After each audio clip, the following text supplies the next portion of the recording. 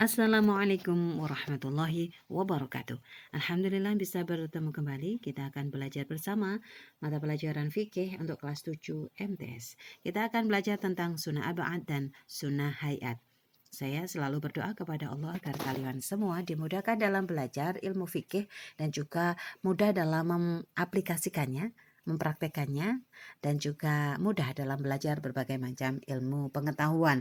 Teriring doa, Allahumma faqihna biddin wa alimna bita'wil. Kita akan membahas tentang kesunahan sholat yang ada dua, yaitu sunnah ab'ad dan juga sunnah hayat. Sunnah ab'ad adalah kesunahan dalam sholat yang apabila lupa tidak dikerjakan, boleh diganti dengan sujud sahwi. Sedangkan sunnah hayat adalah kesunahan dalam sholat yang apabila lupa tidak dikerjakan, maka tidak perlu diganti dengan sujud sahwi. Kita akan membahas tentang sunnah ab'ad terlebih dahulu, yaitu kesunahan dalam sholat yang apabila lupa tidak dikerjakan bisa diganti dengan sujud sahwi. Contohnya adalah lupa tidak duduk tasyahud awal, tidak membaca sholawat Nabi pada saat tasyahud awal, tidak membaca sholawat kepada keluarga Nabi pada saat tasyahud akhir, dan lupa tidak membaca doa kunut. Sehingga ketika tidak melakukan keempat hal ini, maka bisa diganti dengan sujud sahwi, yaitu nanti pada saat sebelum salam. Selanjutnya sunnah hayat, yaitu kesunahan dalam sholat yang apabila lupa tidak dikerjakan tidak perlu diganti dengan sujud sahwi.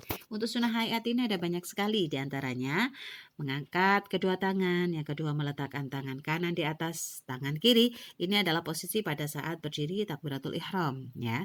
Kalau enggak meletakkan tangan kanan di atas tangan kiri, tidak bersedekap, itu tidak apa-apa, tidak perlu diganti dengan sujud sahwi. Yang ketiga memandang tempat sujud. Karena untuk memandang tempat sujud ini sebetulnya adalah agar kita mudah berkonsentrasi. Yang keempat, membaca amin setelah bacaan Al-Fatihah. Yang kelima, membaca doa iftitah. Jadi doa iftitah itu hukumnya sunnah. Jika kita kerjakan maka akan mendapatkan pahala. Seandainya tidak juga tidak apa-apa. Yang keenam, membaca ta'awud atau a'udzubillahi minasyaitonirrajim. Yang ketujuh, membaca ayat Al-Quran atau membaca surat pendek setelah surat Al-Fatihah dibaca pada waktu rakaat pertama dan kedua. Yang kedelapan, membaca doa ruku, doa sujud, doa i'tidal, dan lain-lain. Jadi jika lupa di antara ke penjelasan 8 ini, maka tidak perlu diganti dengan sujud sahwi. Kalau tidak lupa, ya nggak apa-apa, karena memang hukumnya sunnah. Kemudian sujud sahwi ialah sujud yang dilakukan karena lupa atau ragu-ragu dalam bilangan rokaatnya sholat. Jadi lupa atau ragu-ragu. Misalnya, saya tadi rokaatnya sholat asar sudah 3 rakaat apa sudah 4 rakaat apa baru 3 rakaat ya. Maka ketika ragu-ragu antara 3 dan 4, maka yang dipilih adalah yang 3. Artinya harus menambah 1 rakaat lagi. Jadi sujud yang dilakukan karena lupa atau ragu-ragu dalam bilangan rokaatnya sholat. Sujud sahwi dilakukan sebanyak 2 kali sujudan dan pelaksanaannya adalah sebelum salam. Jadi sujud sahwi itu mengerjakannya ada pada saat tahiyat akhir. Jadi begitu ingat nanti pada waktu tahiyat akhir setelah selesai baru melakukan sujud dengan membaca Subhana ma la ya'lamu wa la yashu, kemudian duduk kembali, duduk di antara dua sujud, kemudian duduk setelah itu langsung sujud kembali dengan membaca Subhana ma la ya'lamu wa la yashu. Setelah itu duduk kembali baru salam.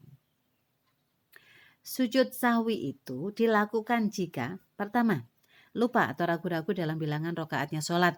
Bagaimana caranya? Maka caranya adalah dia harus menambah 1 rakaat lagi dan sebelum salam melakukan sujud sahwi.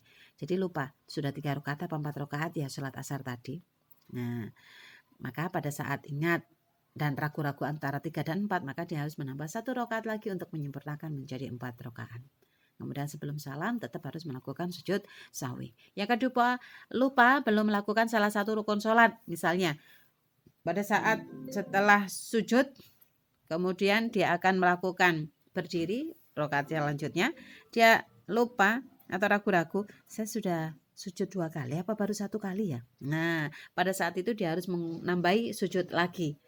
Biarpun ternyata luala tibanya sujudnya itu sudah 3 kali. misalnya. Tetapi pada saat ragu-ragu itu dia harus sujud lagi menambahkan rukun yang tertinggal atau yang terlupa. Kemudian nanti tetap sebelum salam dia harus melakukan sujud sahwi. Intinya ketika lupa rukun maka dia harus melakukan rukun tersebut. Yang ketika lupa belum melakukan salah satu sunnah abaat sholat, maka hanya sebelum salam melakukan sujud sahwi saja. Tidak perlu mengulang gerakan tadi. Misalnya lupa tidak kunut, maka tidak perlu kunut lagi, berdiri lagi untuk melakukan kunut, tidak perlu. Cukup nanti lupa tidak kunut, maka pada waktu tahiyat akhir setelah selesai dibaca, kemudian dia langsung melakukan sujud sahwi. Begitu caranya. Kemudian kita akan bahas tentang hal-hal yang membatalkan sholat. Hal-hal yang membatalkan sholat diantaranya adalah satu, meninggalkan rukun sholat. Jadi kalau meninggalkan rukun sholat dengan sengaja, maka sholatnya menjadi batal. Jadi habis berdiri langsung sujud, nggak pakai i'tidal, nggak pakai ruku, maka sholatnya menjadi batal. Itu kalau sengaja. Yang ketiga, tidak memenuhi syarat sah sholat. Contohnya, tidak menutup aurat. Nah, ini bagi perempuan harus hati-hati. Ketika sholat, karena perempuan itu auratnya adalah seluruh tubuhnya kecuali wajah dan telapak tangan. Jadi ketika sholat, kok merasa kakinya terlihat, maka secepatnya pada saat itu dia merasa, secepatnya harus menutupi kakinya yang terlihat. Karena jika tidak bisa menyebabkan sholatnya menjadi batal.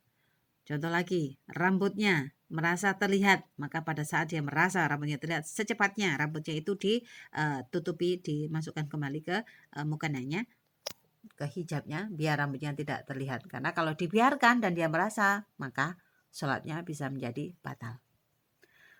Kemudian banyak bergerak. Banyak bergerak ini banyak penjelasan. Di antaranya adalah gerakan yang dihitung ini adalah yang penting tidak 3 gerakan.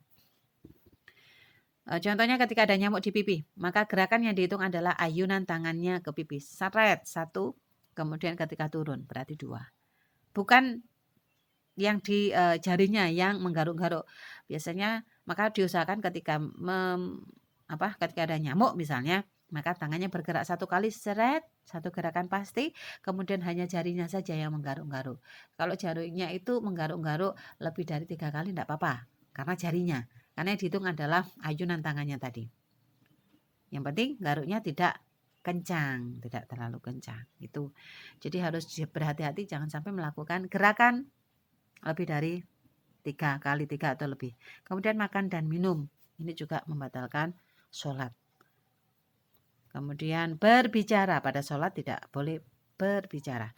Yang terakhir adalah tertawa. Jadi kalau seandainya ada adegan lucu di sekitarnya, biasanya ada anak kecil melakukan hal-hal yang lucu atau yang lain melakukan hal-hal yang lucu dan membuat pengen tertawa, maka usahakan tertawanya diempet, tidak boleh tertawa. Karena ketika tertawa maka menjadikan sholatnya batal. Demikian, semoga bermanfaat. Allahumma faqihna bidin wa alimna bita'wil. Amin. Saya akhiri. Wassalamualaikum warahmatullahi wabarakatuh.